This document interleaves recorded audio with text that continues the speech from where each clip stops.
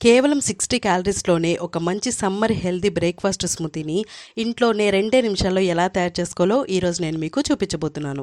నా video notifications మీకు రావాలంటే మీరేం చేయాలి? వెంటనే నా ఛానల్‌ని సబ్స్క్రైబ్ చేసుకోవాలి. ఇప్పుడైతే మిక్సీ జార్‌లో ఒక 3 ఐస్ క్యూబ్స్‌ని యాడ్ చేసుకున్నాను. దాని తర్వాత చిన్న చిన్న ముక్కలుగా కట్ చేసి పెట్టుకున్న ఒక హాఫ్ కప్ వాటర్ మిలన్ కూడా యాడ్ చేసుకుంటున్నాను. సో సమ్మర్‌లో మనకి దొరికే బెస్ట్ ఫ్రూట్ కాబట్టి చాలా వరకు వాటరే ఉంటాయి కాబట్టి క్యాలరీస్ చాలా తక్కువ.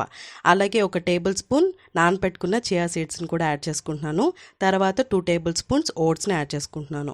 ఇక్కడ స్వీట్నెస్ కోసం నేను ఒక టేబుల్ స్పూన్ తేనెని యాడ్ చేసుకుంటున్నాను.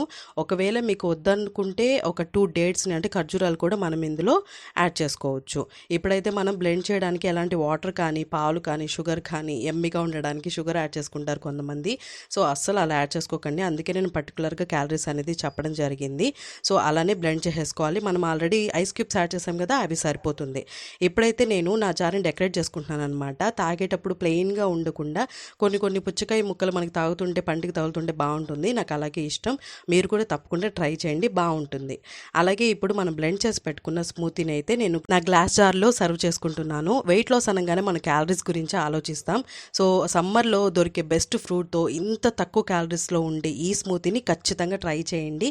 ట్రై చేసి కామెంట్ సెక్షన్లో ఎలా ఉందో కూడా కామెంట్ చేయండి.